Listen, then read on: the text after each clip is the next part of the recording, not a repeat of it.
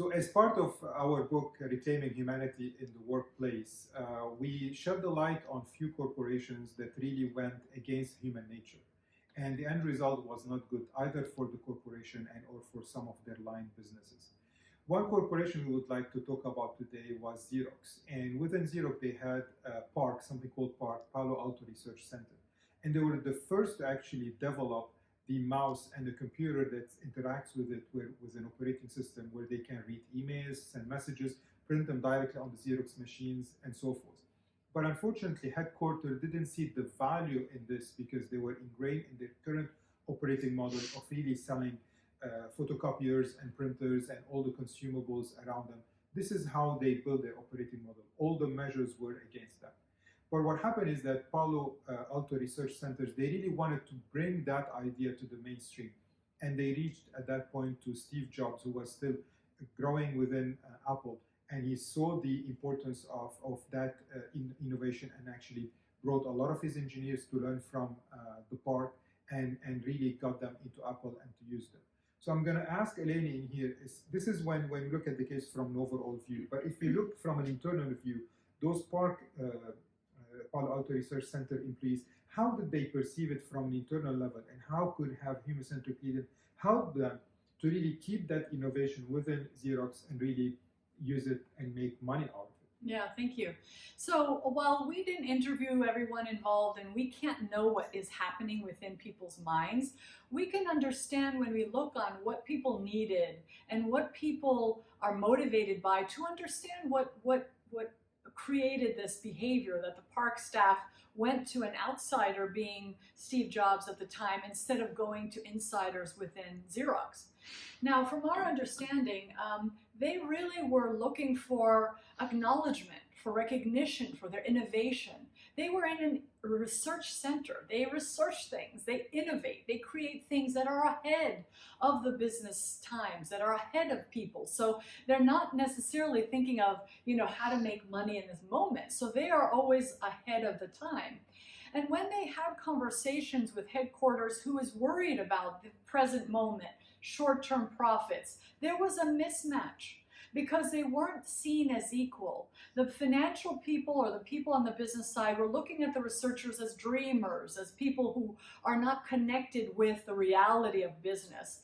And the research people were looking to the business people are unable to really dream or understand of what might be happening in the future. And so there's a disconnect. And so in order to fill their needs, this is a basic human need to be recognized, to be respected, to be seen, they went to another innovator. And the innovator of the time was Steve Jobs. It wasn't, he didn't make his billions yet. He was just starting out. And they were chatting with him and he said, my God, this is gold mine. And he took it and he used it and the rest is history. So from our perspective, we can read all the business cases in the world and understand what happened on a logical level. But when we look on the internal level, what is happening when we think and we feel and we respond, then we can get some access into how we could have shifted the culture so that everybody is seen as equal, bringing different things from different roles, and that everybody's ideas are used and put into action instead of some are just, pushed aside because they don't really contribute to the moment by moment profit metrics. So this is what we talk a lot about is the short-termism.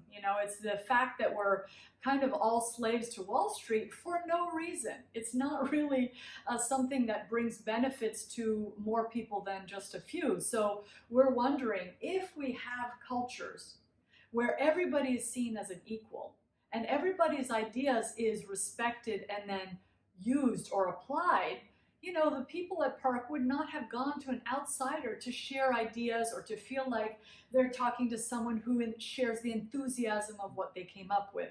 So this is what we believe, that the experience would be completely different if the culture allowed for this kind of openness and sharing on an equal basis, regardless of the metrics, for at least a moment, so that people can think about how could we apply these new ideas? How could we imagine our company in a broader sense? So this would require, let's say, the strategy team thinking, okay, we're not a business tools or efficiency business, we're a business provision organization. So maybe the strategy would have been extended. So we feel like when we look at what people need and focus on the inner needs and focus on how we create environments that fill those needs, we create outcomes that are much more interesting and diverse and profitable over the long term.